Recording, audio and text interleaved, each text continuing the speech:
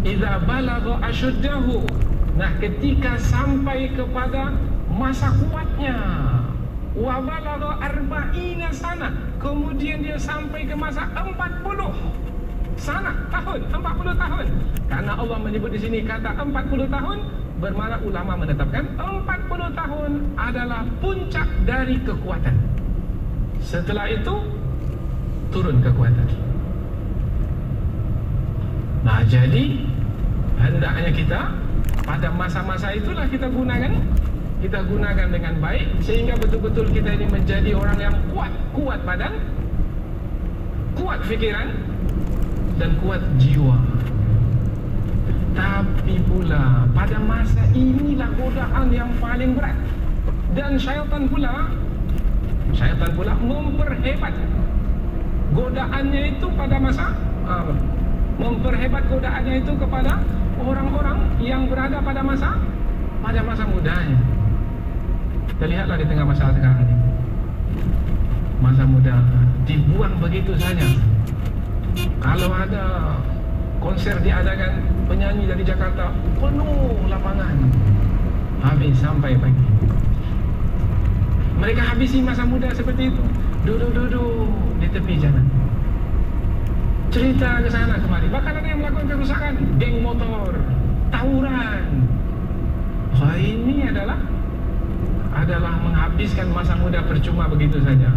Ada yang pandai internet, tetapi rupanya menghabiskan waktu di internet itu hanya untuk main, tak berani nyambung, untuk main game 2 jam 3 jam. 2 jam 3 jam tak cukup, karena levelnya itu ada saja. Habis ini ada lagi, habis ini ada lagi. Habis masa muda hanya untuk perkara yang percuma, yang sia-sia. Akhirnya, mampukah kita mengalahkan musuh? Tidak, karena kita sendiri lemah. Bagaimana yang lemah bisa mengalahkan yang kuat? Takkan mungkin. Mestilah yang lebih kuat mengalahkan yang kuat ini. Ini isyarat dari ayat. Tsumma ja'ala min ba'di dha'fin quwwah. Kemudian Allah menjadikan setelah lemah itu kuat.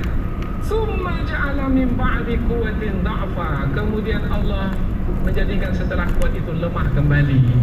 Kalau sudah kembali lemah, ini tidak akan mungkin lagi ada kuat berikutnya. Maka Allah ikat dengan perkataan yang memberikan isyarat tak ada lagi kuat berikutnya. Wa syaiba, dan beruban. Kalau disebut kata beruban, jangan fahami ini nanti setelah lemahnya ada kuat lagi nih. Oh tidak. Maka Allah penggal ayat ini dengan menutupnya, dan kamu beruban. Kalau sudah beruban, mungkin lagi rambut yang hitam itu kembali? Tidak. Kalau rambut sudah putih, tak akan mungkin kembali hitam. Kalau rambut hitam menjadi putih, tapi kalau rambut putih, rambut siapa yang putih jadi hitam kembali? Tak ada. Dibikin, itu lain cerita. Itu penipuan. Menipu orang. Kita sudah putih tapi orang nampak kita masih memiliki rambut yang hitam. Itu berbohong, tidak dibenarkan. Dalam hadis Nabi itu dicela apabila tujuannya adalah untuk menipu orang lain.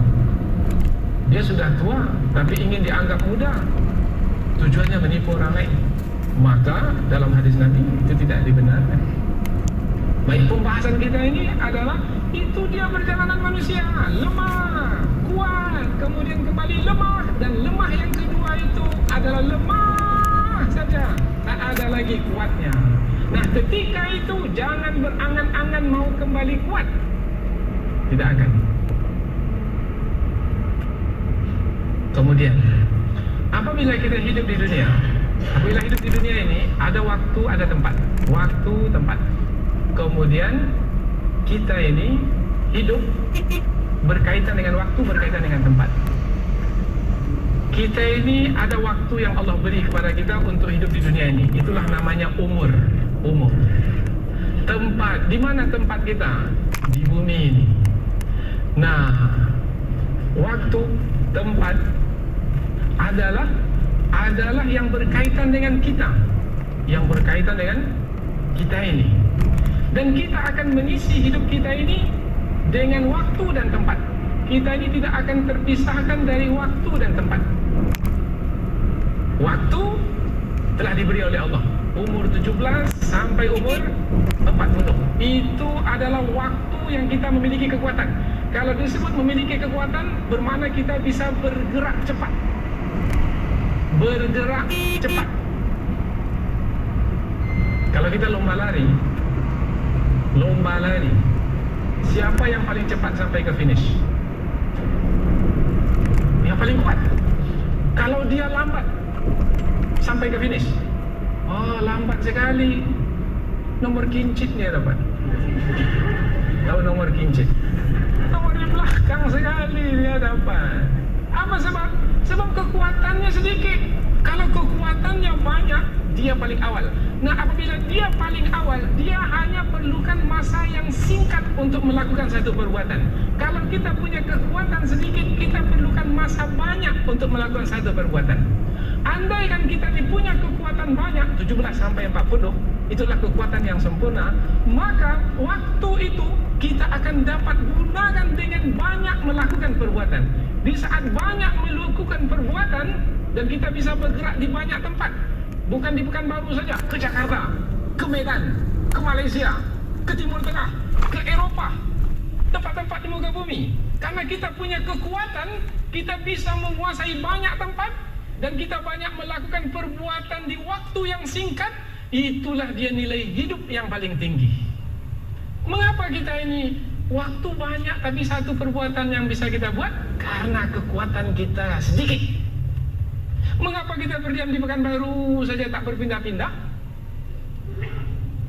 Kononnya mau go internasional. Macam mana mau go internasional?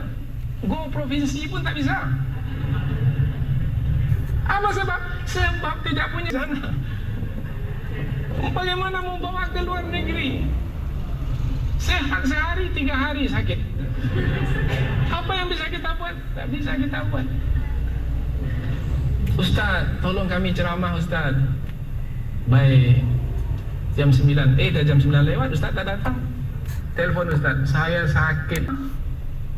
Sehingga tak terisi waktu yang berharga, berlalu begitu saja. Bagaimana mau memimpin dunia kalau waktu remaja yang kuat itu disia-siakan begitu saja?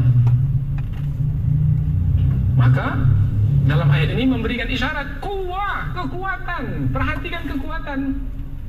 Tetapi kekuatan itu tidaklah didapatkan dari diri kita sendiri. La haula wala quwata illa billah. Tidak ada daya, tidak ada kekuatan melainkan dari Allah. Bermakna wahai remaja, kebersamaanmu dengan Allah akan membuat kamu menjadi kuat dan kekuatanmu sempurna, dan itulah yang akan menghantarkanmu kepada pemimpin dan tokoh dengan makna yang sebenarnya.